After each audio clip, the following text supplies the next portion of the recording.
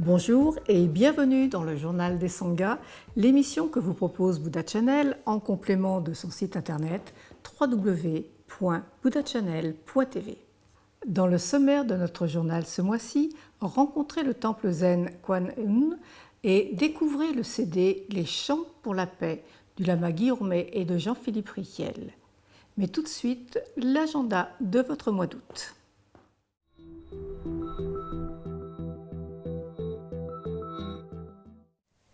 Denchen Shaolin organise 2 événements en août. Tout d'abord, jusqu'au 9 août, vous pourrez participer à des sessions de Kyudo, une pratique contemplative de la voie de l'arc.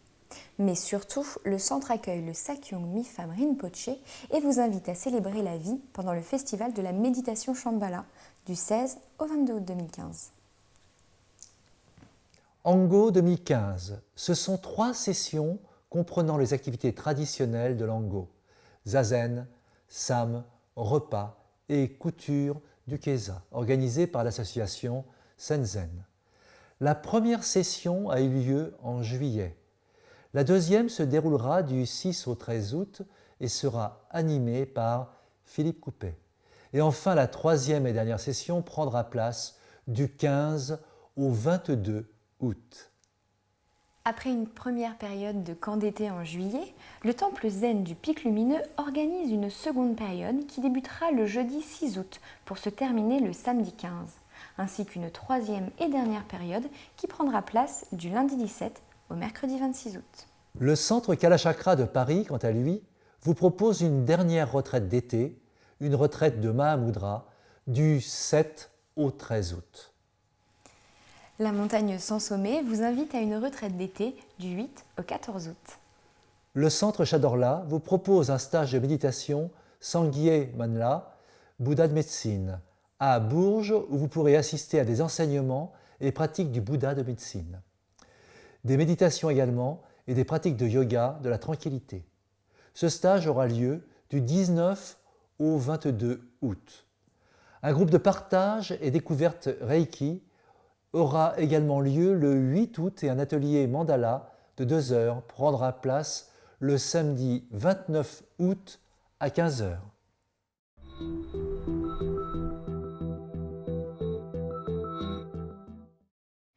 Membre de l'Union bouddhiste de France ainsi que de l'Union bouddhiste européenne, le temple Zen Kwanum fait partie du paysage bouddhique depuis 1995.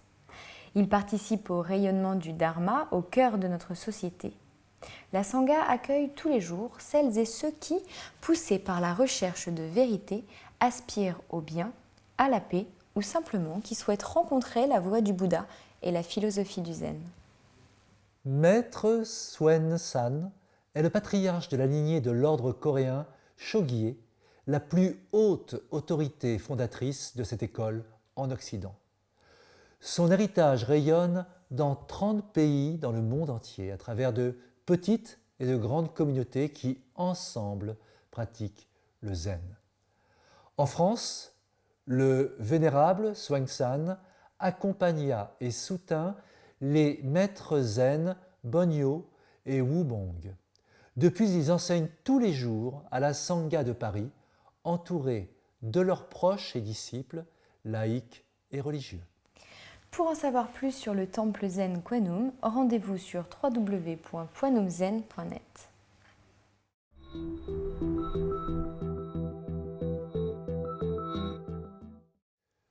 Au Japon, des moines parcourent la montagne comme des marathoniens du bouddhisme Tendai. Leur course représente une quête vers l'illumination.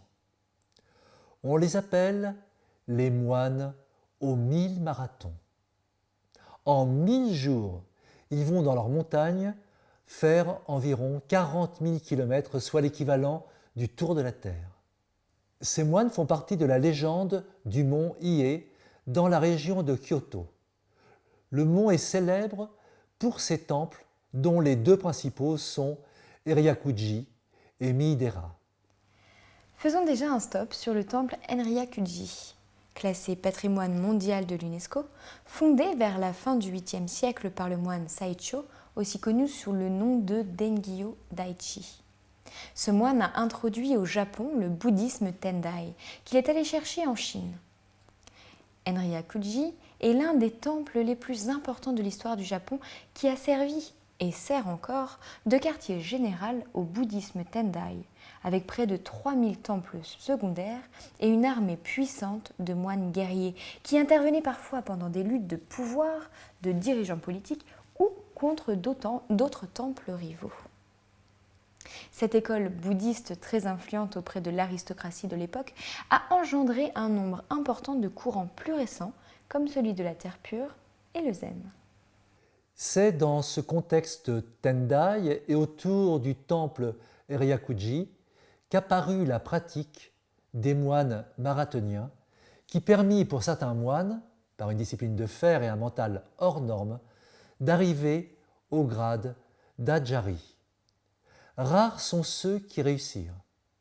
Depuis 1877, seuls 46 moines ont réussi l'exploit et sont devenus des Bouddhas vivants. Ces saints étaient reçus à la cour de l'empereur et avaient le droit de rester chaussés devant l'empereur. Pendant les 100 premiers jours sur le chemin de l'éveil, en guise, on va dire, d'échauffement et d'entraînement, le moine va faire 2 marathons par jour, soit 85 km.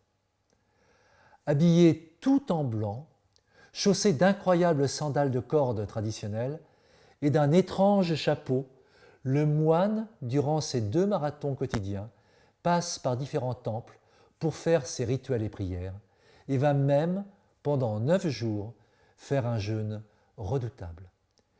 Cette discipline, non sportive bien sûr, mais spirituelle, s'appelle Kei-o-gyo. Chaque moine cherche par cette épreuve extrême à se dépasser pour devenir un Bouddha, un Ajari. Les Ajaris sont une branche du bouddhisme Tendai qui existe au Japon depuis le début du IXe siècle. En courant pendant 1000 jours, le moine Ajari récite silencieusement un mantra pour s'orienter vers l'abandon absolu. Parfois, quelques fidèles suivent un moine pendant quelques kilomètres ou même beaucoup plus.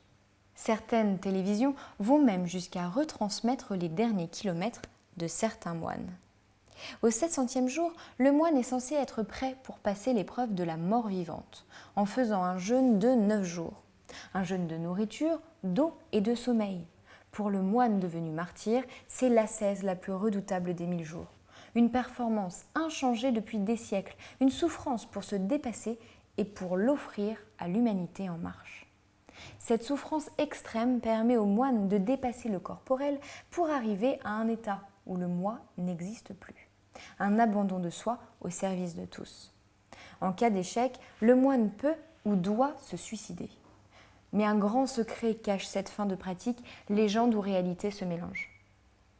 Mais en fait, qu'est-ce qui fait courir ces moines ? Peut-être un sentiment d'unité avec l'univers ?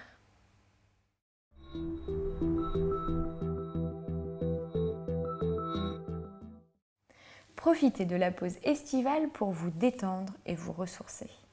Accompagnez vos relaxations des chants pour la paix de Lama Durmé et Jean-Philippe Riquel. C'est alors une profondeur de chant intacte qui vous apportera un apaisement immédiat. Strictement traditionnels, les chants et la mélodie des chants s'enveloppent dans une aura joyeuse qui donne une richesse musicale nouvelle à cette œuvre.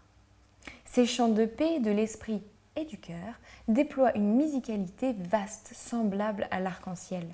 De paroles sacrées murmurées aux chants qui résonnent, de rythmes appuyés, une joie essentielle s'exprime.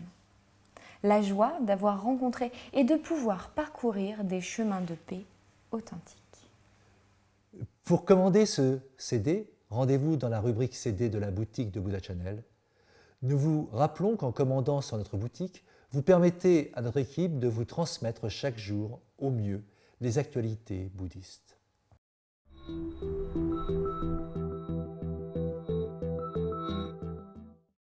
Le journal des Sanghas touche à sa fin. Rendez-vous le mois prochain pour votre agenda du mois de septembre.